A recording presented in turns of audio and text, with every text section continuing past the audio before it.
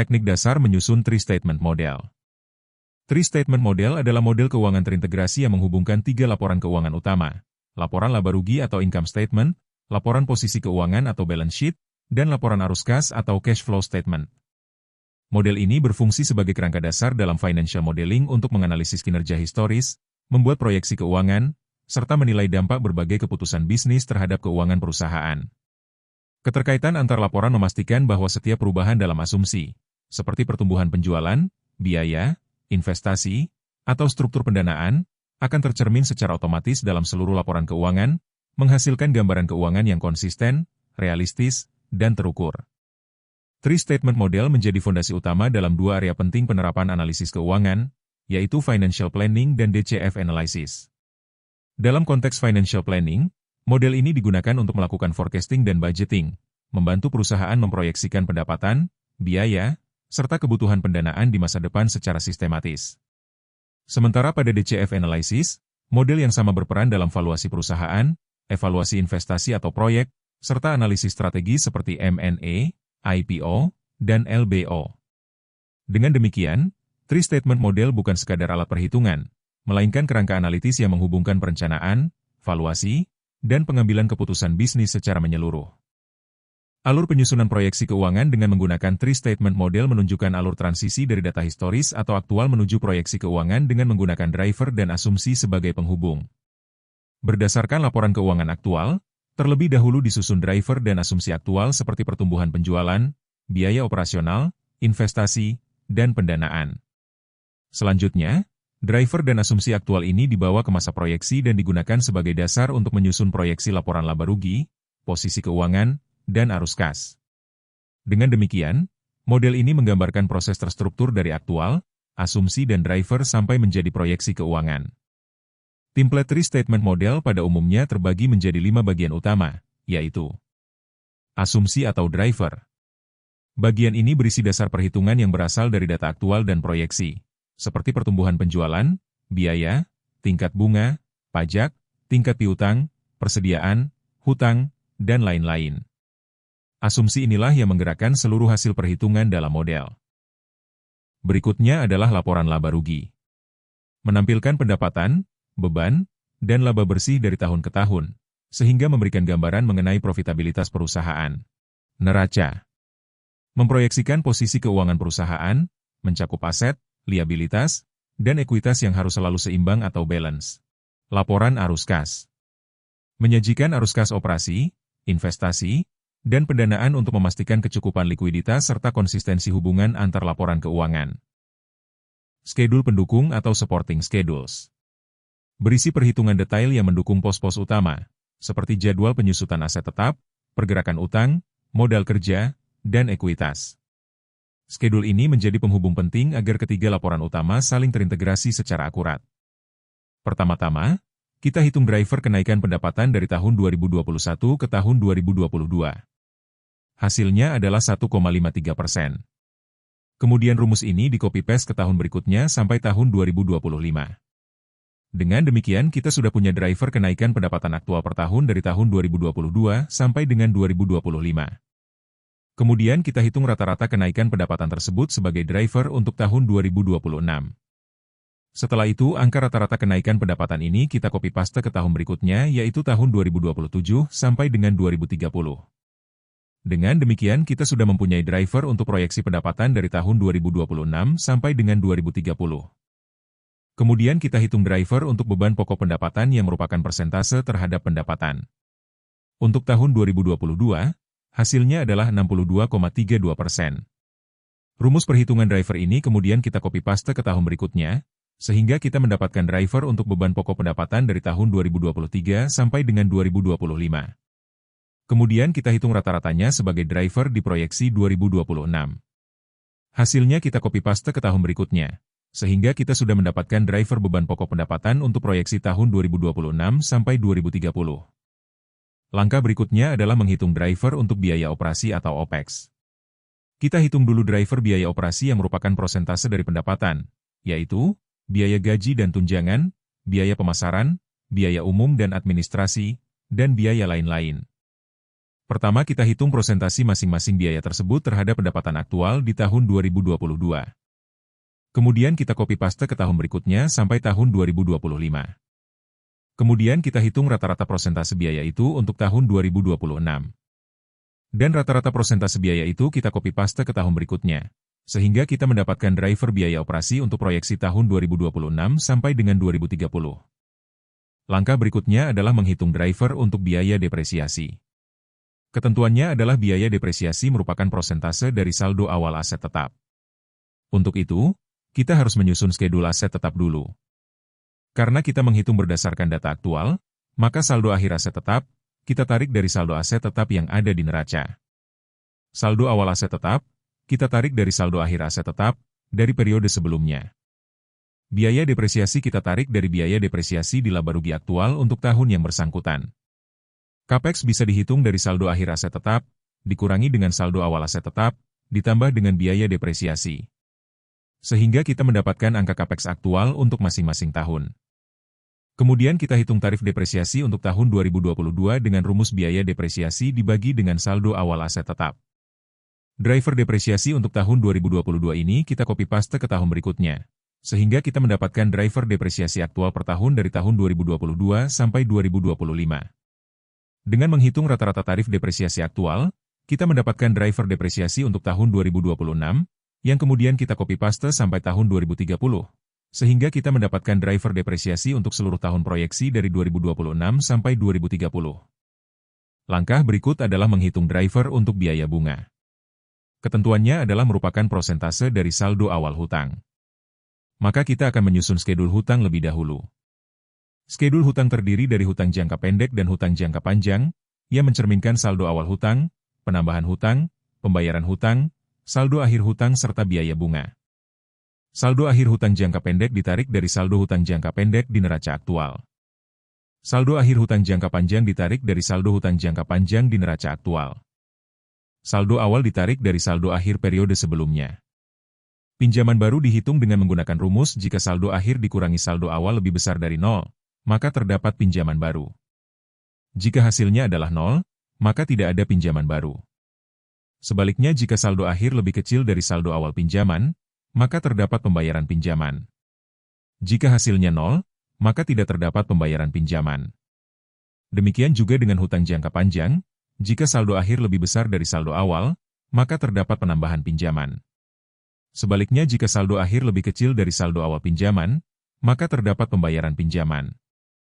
Biaya bunga ditarik dari biaya bunga di laba rugi aktual. Karena tidak ada breakdown biaya bunga untuk hutang jangka pendek dan hutang jangka panjang, maka perhitungannya digabungkan. Driver untuk biaya bunga dihitung dengan rumus total biaya bunga dibagi dengan saldo awal hutang jangka pendek ditambah saldo awal hutang jangka panjang. Driver aktual biaya bunga untuk tahun 2022 itu kemudian rumusnya di-copy paste ke tahun berikutnya, sehingga kita mendapatkan driver biaya bunga aktual untuk tahun 2022 sampai dengan 2025. Driver biaya bunga untuk proyeksi tahun 2026 dihitung rata-rata driver aktual tahun 2022 sampai dengan 2025. Hasil perhitungan rata-rata ini kemudian di-copy paste ke tahun berikutnya sehingga kita mendapatkan driver biaya bunga untuk proyeksi tahun 2026 sampai dengan 2030. Kemudian kita hitung driver untuk effective tax rate yaitu merupakan prosentase dari laba sebelum pajak. Untuk tahun 2022 aktual, dihitung dari pajak penghasilan di laporan laba rugi dibagi dengan laba sebelum pajak, yaitu 2.100 dibagi dengan 11.200. Hasilnya adalah 18,75%. Rumus driver effective rate tahun 2022 ini kemudian di-copy pastekan ke tahun berikutnya, sehingga kita mendapatkan driver aktual effective tax rate dari tahun 2022 sampai 2025. Untuk driver proyeksi tahun 2026, dihitung rata-rata driver aktual dari tahun 2022 sampai 2025. Nilai rata-rata ini kemudian kita tarik sampai tahun 2030, sehingga kita mendapatkan driver effective tax rate untuk tahun proyeksi lengkap mulai 2026 sampai 2030. Kemudian kita hitung driver untuk piutang yang merupakan prosentase dari pendapatan. Untuk tahun 2022 aktual, driver piutang dihitung dengan mengambil angka piutang dari saldo piutang di neraca dibagi dengan pendapatan. Rumus driver piutang tahun 2022 ini kemudian di-copy pastekan ke tahun berikutnya, sehingga kita mendapatkan driver aktual untuk piutang dari tahun 2022 sampai 2025. Untuk driver proyeksi tahun 2026, Dihitung rata-rata driver aktual dari tahun 2022 sampai 2025. Nilai rata-rata ini kemudian kita tarik sampai tahun 2030, sehingga kita mendapatkan driver piutang untuk tahun proyeksi lengkap mulai 2026 sampai 2030. Kemudian kita hitung driver untuk persediaan yang merupakan persentase dari beban pokok pendapatan atau COGS. Untuk tahun 2022 aktual, driver persediaan dihitung dengan mengambil angka persediaan dari saldo persediaan di neraca dibagi dengan beban pokok pendapatan. Rumus driver persediaan tahun 2022 ini kemudian di-copy-pastekan ke tahun berikutnya, sehingga kita mendapatkan driver aktual untuk persediaan dari tahun 2022 sampai 2025. Untuk driver proyeksi tahun 2026, dihitung rata-rata driver aktual dari tahun 2022 sampai 2025. Nilai rata-rata ini kemudian kita tarik sampai tahun 2030, sehingga kita mendapatkan driver persediaan untuk tahun proyeksi lengkap mulai 2026 sampai 2030.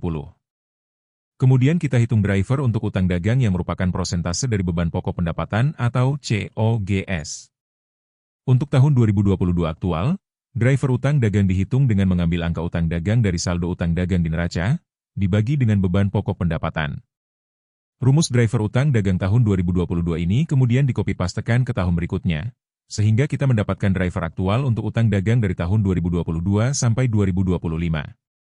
Untuk driver proyeksi tahun 2026, dihitung rata-rata driver aktual dari tahun 2022 sampai 2025. Nilai rata-rata ini kemudian kita tarik sampai tahun 2030, sehingga kita mendapatkan driver utang dagang untuk tahun proyeksi lengkap mulai 2026 sampai 2030. Setelah selesai melakukan langkah-langkah tersebut, maka sekarang kita sudah mempunyai driver untuk proyeksi keuangan tahun 2026 sampai 2030. Langkah selanjutnya adalah kita melengkapi skedul-skedul pendukung untuk penyusunan proyeksi keuangan secara lengkap. Tujuan dari Working Capital Schedule atau skedul modal kerja adalah untuk menghitung perubahan modal kerja bersih. Modal kerja bersih dihitung dari piutang ditambah dengan persediaan, dikurangi utang dagang. Setelah itu baru dihitung perubahan modal kerja dari satu periode ke periode berikutnya. Piutang diambil dari saldo piutang di neraca. Persediaan diambil dari saldo persediaan di neraca. Utang dagang diambil dari saldo utang dagang di neraca. Karena utang dagang adalah faktor pengurang dalam perhitungan net working capital, maka langsung dikasih tanda negatif. Ketiganya pun dijumlahkan untuk mendapatkan net working capital. Rumus piutang, persediaan, utang dagang dan net working capital ini kemudian di-copy-paste untuk seluruh tahun, baik untuk periode aktual maupun periode proyeksi, karena rumus perhitungannya sama. Kemudian kita hitung perubahan modal kerja dari tahun 2021 ke tahun 2022, yaitu modal kerja bersih 2022 dikurangi dengan modal kerja bersih 2021. Rumus perubahan modal kerja ini kemudian di-copy-paste ke seluruh periode. Dan kita sudah mempunyai skedul perubahan modal kerja lengkap untuk seluruh periode. Dalam skedul aset tetap, nilai awal aset tetap di awal tahun proyeksi, ditarik dari saldo akhir aset tetap aktual di tahun sebelumnya. Capex dihitung berdasarkan rata-rata Capex aktual di periode sebelumnya. Nilai rata-rata Capex ini kemudian ditarik sampai akhir tahun proyeksi. Depresiasi dihitung berdasarkan driver biaya depresiasi yang telah dihitung sebelumnya dikalikan dengan saldo awal aset tetap. Saldo akhir aset tetap, dihitung dari saldo awal ditambah Capex dikurangi depresiasi. Karena depresiasi sudah bertanda negatif, maka tinggal menjumlahkan saja angka-angkanya. Kemudian rumus saldo awal aset tetap, depresiasi dan saldo akhir aset tetap ini di-copy-paste sampai akhir masa proyeksi. Dengan demikian, kita sudah mendapatkan skedul aset tetap lengkap untuk seluruh periode proyeksi. Skedul hutang terdiri dari hutang jangka pendek dan hutang jangka panjang. Saldo awal hutang jangka pendek di awal tahun proyeksi ditarik dari saldo akhir hutang jangka pendek aktual tahun sebelumnya. Rumus saldo awal ini kemudian di-copy-paste ke periode berikutnya sampai akhir tahun proyeksi. Penarikan pinjaman baru dikosongkan saja. Selama periode aktual, tidak ada historis pembayaran pokok pinjaman, jadi untuk sementara ini dikosongkan dulu saja. Saldo akhir diperoleh dari saldo awal ditambah dengan hutang baru dikurangi dengan pembayaran pokok hutang. Rumus saldo akhir hutang jangka pendek ini kemudian di-copy-paste ke periode selanjutnya sampai akhir masa proyeksi. Biaya bunga untuk sementara dikosongkan saja, dengan asumsi biaya bunga nanti perhitungannya digabung dengan hutang jangka panjang. Saldo awal hutang jangka panjang di awal tahun proyeksi, ditarik dari saldo akhir hutang jangka panjang aktual tahun sebelumnya. Rumus saldo awal ini kemudian di-copy-paste ke periode berikutnya sampai akhir tahun proyeksi. Penarikan pinjaman baru dikosongkan saja. Pembayaran pokok pinjaman di tahun awal proyeksi bisa diasumsikan dari rata-rata pembayaran pokok pinjaman periode aktual sebelumnya. Angka rata-rata ini kemudian ditarik ke periode berikutnya sampai akhir masa proyeksi. Saldo akhir diperoleh dari saldo awal ditambah dengan hutang baru dikurangi dengan pembayaran pokok hutang. Rumus saldo akhir hutang jangka panjang ini kemudian di-copy-paste ke periode selanjutnya sampai akhir masa proyeksi. Biaya bunga dihitung berdasarkan driver biaya bunga yang sudah dihitung sebelumnya, dikalikan dengan saldo awal hutang jangka pendek dan jangka panjang. Rumus perhitungan biaya bunga ini kemudian di-copy-paste ke periode berikutnya sampai akhir masa proyeksi, sehingga kita mempunyai skedul hutang yang lengkap. Saldo akhir modal saham di skedul modal saham aktual, ditarik dari saldo modal saham di neraca. Rumus saldo akhir ini kemudian di-copy-pastekan ke periode aktual selanjutnya. Saldo awal modal saham ditarik dari saldo akhir periode sebelumnya. Rumus saldo awal ini kemudian di-copy-pastekan ke periode aktual selanjutnya. Perubahan modal saham diperoleh dari modal saham akhir dikurangi dengan modal saham awal. Saldo awal modal saham di periode proyeksi ditarik dari saldo akhir modal saham aktual di periode sebelumnya. Rumus saldo awal ini kemudian di-copy-paste ke periode berikutnya sampai akhir periode proyeksi. Penambahan atau pengurangan modal saham, sementara dikosongkan saja. Saldo akhir modal saham diperoleh dari saldo awal, ditambah atau dikurangi dengan perubahan modal saham. Rumus saldo akhir modal saham ini kemudian di-copy-paste ke periode berikutnya sampai akhir periode proyeksi untuk mendapatkan skedul modal saham secara lengkap. Dalam skedul laba ditahan, saldo akhir laba ditahan aktual kita tarik dari saldo laba ditahan di neraca. Rumus saldo akhir laba ditahan ini kemudian di-copy-paste ke periode aktual berikutnya. Saldo awal laba ditahan ditarik dari saldo akhir periode sebelumnya. Rumus saldo awal di-copy-paste ke periode aktual berikutnya. Laba periode berjalan ditarik dari laba bersih di laporan laba rugi aktual. Rumus untuk laba periode berjalan ini di-copy-paste ke periode aktual berikutnya. Dividen diisi dengan aktual pembayaran dividen. Penyesuaian laba diisi jika ada penyesuaian atas laba. Karena tidak ada pembayaran dividen dan penyesuaian laba, maka dibiarkan kosong. Saldo awal laba ditahan pada tahun proyeksi ditarik dari saldo akhir laba ditahan periode aktual sebelumnya. Rumus saldo awal laba ditahan di-copy-paste ke periode berikutnya sampai akhir periode proyeksi. Laba periode berjalan tahun proyeksi ditarik dari laba bersih pada proyeksi laporan laba rugi proyeksi. Meskipun masih kosong, tetapi dibuat rumusnya di skedul ini, sehingga nanti akan otomatis terisi kalau proyeksi laba rugi sudah disusun. Rumus laba periode proyeksi ini di-copy-paste ke periode berikutnya sampai akhir tahun proyeksi. Pembayaran dividen dan penyesuaian laba untuk sementara dikosongkan. Saldo akhir laba ditahan untuk periode proyeksi adalah saldo awal laba ditahan, ditambah dengan laba bersih periode berjalan, dikurangi dengan dividen dan penyesuaian laba. Setelah kita menyusun skedul pendukung dengan lengkap, maka kita bisa mulai menyusun proyeksi keuangan untuk tahun 2026 sampai 2030. Dalam skedul keuangan yang kita susun ini, ada beberapa kolom yang nanti bisa diisi secara manual untuk berbagai skenario proyeksi keuangan jika model keuangannya sudah benar, yaitu CAPEX atau belanja modal. Defaultnya adalah rata-rata dari CAPEX aktual. Angka ini bisa ditambah atau dikurangi sesuai dengan skenario investasi yang direncanakan. Penambahan pinjaman baru dan skedul pengembalian pinjaman, baik untuk hutang jangka pendek maupun hutang jangka panjang. Penambahan atau pengurangan modal saham, dan pembayaran dividen. Selanjutnya kita mulai menyusun proyeksi laba rugi dan dimulai dengan menghitung proyeksi pendapatan. Proyeksi pendapatan tahun 2026 disusun dengan mengacu pada realisasi pendapatan tahun 2025, kemudian disesuaikan dengan persentase kenaikan yang telah ditetapkan berdasarkan analisis driver pertumbuhan pendapatan. Beban pokok pendapatan diproyeksikan dengan mengalihkan nilai driver beban pokok pendapatan dengan proyeksi pendapatan tahun bersangkutan. Laba bruto diperoleh dari selisih antara pendapatan dan beban pokok pendapatan. Biaya gaji dan tunjangan dihitung dengan mengalihkan driver biaya gaji dan tunjangan dengan nilai pendapatan. Biaya pemasaran dihitung dengan mengalihkan driver biaya pemasaran dengan nilai pendapatan. Biaya umum dan administrasi dihitung dengan mengalihkan driver biaya umum dan administrasi dengan nilai pendapatan. Biaya depresiasi diambil dari perhitungan yang telah dilakukan dalam skedul aset tetap. Biaya lain-lain dihitung dengan mengalihkan driver biaya lain-lain dengan nilai pendapatan. Total beban usaha merupakan hasil penjumlahan dari seluruh komponen biaya operasional yang telah dihitung sebelumnya. Laba usaha diperoleh dari pengurangan antara laba bruto dan total beban usaha. Biaya bunga berasal dari perhitungan yang telah dilakukan dalam skedul hutang. Laba sebelum pajak diperoleh dari pengurangan antara laba usaha dan biaya bunga. Pajak penghasilan dihitung dengan mengalihkan driver pajak penghasilan dengan laba sebelum pajak. Laba bersih diperoleh dari pengurangan antara laba sebelum pajak dan pajak penghasilan.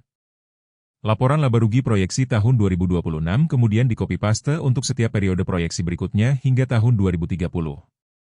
Dengan demikian, proyeksi laba rugi untuk periode 2026 hingga 2030 telah berhasil disusun. Sekarang kita mulai menyusun proyeksi posisi keuangan atau neraca. Untuk saat ini, saldo kas dibiarkan kosong terlebih dahulu, karena nilainya akan diisi setelah kita memperoleh hasil perhitungan saldo akhir kas dari laporan arus kas. Piutang dihitung sebagai persentase dari pendapatan, dengan menggunakan driver piutang yang telah ditentukan sebelumnya, kemudian dikalikan dengan nilai proyeksi pendapatan. Persediaan dihitung sebagai persentase dari beban pokok pendapatan, dengan menggunakan driver persediaan yang telah ditentukan sebelumnya, kemudian dikalikan dengan nilai proyeksi beban pokok pendapatan. Selanjutnya, saldo kas, piutang, dan persediaan dijumlahkan untuk memperoleh nilai total aset lancar. Rumus untuk piutang, persediaan, dan total aset lancar kemudian di-copy-paste ke seluruh periode berikutnya hingga akhir tahun proyeksi, agar perhitungannya otomatis mengikuti asumsi yang telah ditetapkan. Dengan demikian, kita memperoleh proyeksi aset lancar untuk periode tahun 2026 hingga 2030. Nilai aset tetap diambil dari saldo akhir aset tetap yang telah dihitung sebelumnya pada skedul aset tetap. Rumus untuk aset tetap kemudian di-copy-paste ke seluruh periode proyeksi berikutnya hingga akhir masa proyeksi, sehingga nilainya akan otomatis mengikuti perubahan pada skedul aset tetap. Nilai aset lancar dan aset tetap kemudian dijumlahkan untuk memperoleh total aset. Hutang dagang dihitung sebagai persentase dari beban pokok pendapatan, dengan menggunakan driver hutang dagang yang telah dihitung sebelumnya, kemudian dikalikan dengan nilai proyeksi beban pokok pendapatan. Rumus untuk hutang dagang kemudian di-copy-paste ke seluruh periode berikutnya hingga akhir tahun proyeksi, agar perhitungannya otomatis mengikuti asumsi yang telah ditetapkan. Nilai hutang bank jangka pendek diambil dari saldo akhir hutang bank jangka pendek yang telah dihitung sebelumnya pada skedul hutang bank jangka pendek. Selanjutnya, saldo hutang dagang dan hutang bank jangka pendek dijumlahkan untuk memperoleh nilai total liabilitas lancar. Nilai hutang bank jangka panjang diambil dari saldo akhir hutang bank jangka panjang yang telah dihitung sebelumnya pada skedul hutang bank jangka panjang. Selanjutnya, saldo liabilitas lancar dan hutang bank jangka panjang dijumlahkan untuk memperoleh nilai total liabilitas. Nilai modal saham diambil dari saldo akhir modal saham yang telah dihitung sebelumnya pada skedul modal saham. Nilai laba ditahan diambil dari saldo akhir laba ditahan yang telah dihitung sebelumnya pada skedul laba ditahan. Saldo modal saham dan laba ditahan dijumlahkan untuk memperoleh nilai total ekuitas. Saldo total liabilitas dan total ekuitas dijumlahkan untuk memperoleh nilai total liabilitas dan ekuitas. Sekarang kita beralih ke penyusunan proyeksi arus kas. Laporan arus kas terdiri dari 3 aktivitas utama, yaitu arus kas dari operasi, arus kas dari investasi, dan arus kas dari pendanaan. Perhitungan arus kas dari aktivitas operasi dimulai dari laba tahun berjalan, di mana nilainya diambil dari hasil proyeksi laporan laba rugi. Nilai depresiasi dan amortisasi diambil dari proyeksi laporan laba rugi. Karena depresiasi dan amortisasi merupakan beban non-kas atau non-cash expenses, maka dalam perhitungan arus kas, komponen ini ditambahkan kembali sebagai penambah arus kas dari aktivitas operasi. Komponen perubahan modal kerja atau change in working capital, diambil dari skedul modal kerja yang telah dihitung sebelumnya. Arus kas bersih dari aktivitas operasi dihitung dengan menjumlahkan laba bersih dan depresiasi serta amortisasi, kemudian dikurangi dengan perubahan modal kerja. Arus kas dari aktivitas investasi dihitung berdasarkan penambahan belanja modal atau CAPEX, dan pengurangan aset tetap yang telah tercantum dalam skedul aset tetap. Dalam contoh ini, CAPEX yang digunakan merupakan CAPEX bersih, yaitu penambahan CAPEX dikurangi dengan pengurangan aset tetap. Karena penambahan CAPEX menggambarkan pengeluaran kas, maka dalam perhitungan arus kas, nilai CAPEX dicatat dengan tanda negatif. Arus kas bersih dari aktivitas investasi diperoleh dari penjumlahan seluruh penambahan CAPEX kemudian dikurangi dengan nilai pengurangan aset tetap, sehingga mencerminkan total arus kas bersih yang berasal dari aktivitas investasi. Arus kas dari aktivitas pendanaan mencakup 4 komponen utama, yaitu penambahan modal, penambahan pinjaman, pembayaran pinjaman, dan pembayaran dividen. Nilai penambahan modal diambil dari skedul modal saham yang telah disusun sebelumnya. Nilai penambahan pinjaman diperoleh dari penambahan pinjaman jangka pendek dan pinjaman jangka panjang yang telah dihitung sebelumnya dalam skedul pinjaman. Nilai pembayaran pokok pinjaman berasal dari pembayaran pokok pinjaman jangka pendek dan pembayaran pokok pinjaman jangka panjang yang telah dihitung sebelumnya dalam skedul pinjaman. Nilai pembayaran dividen diambil dari proyeksi pembayaran dividen yang telah disusun sebelumnya, atau akan diproyeksikan kemudian dalam skedul laba ditahan. Kas bersih dari aktivitas pendanaan diperoleh dari penjumlahan penambahan modal dan penambahan pinjaman, kemudian dikurangi dengan pembayaran pokok pinjaman serta pembayaran dividen. Arus kas bersih dihitung dari penjumlahan arus kas bersih dari aktivitas operasi, aktivitas investasi, dan aktivitas pendanaan. Nilai ini menunjukkan perubahan bersih kas perusahaan selama periode proyeksi. Saldo kas awal diperoleh dari saldo kas akhir pada periode sebelumnya, sehingga menciptakan keterkaitan antar periode dalam laporan arus kas. Dengan demikian, kita memperoleh saldo kas akhir untuk setiap periode proyeksi, yaitu dengan menambahkan saldo kas awal dengan arus kas bersih pada periode yang bersangkutan. Saldo kas akhir yang diperoleh dari proyeksi arus kas inilah yang kemudian digunakan sebagai saldo kas pada proyeksi neraca. Apabila penyusunan model telah dilakukan dengan benar, maka indikator balance sheet check akan menampilkan status oke. Namun, jika terdapat kesalahan dalam perhitungan atau ketidakseimbangan antara total aset dan total kewajiban serta ekuitas, maka indikator tersebut akan menunjukkan tanda error. Apabila penyusunan model dilakukan dengan benar, maka indikator persamaan akuntansi, yaitu aset dikurangi liabilitas dan ekuitas, akan menghasilkan nilai 0, yang menandakan bahwa neraca telah seimbang.